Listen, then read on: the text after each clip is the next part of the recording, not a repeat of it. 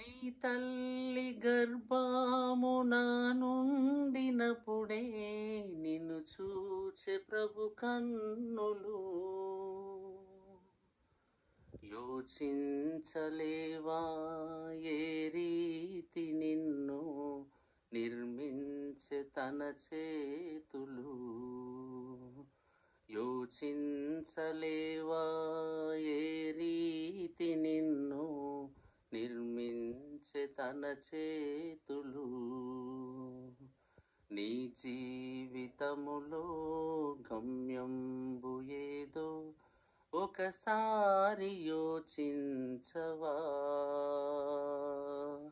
ఈనాడే నీవు ప్రభు యేసు కొరకు నీ హృదయమర్పింపవా.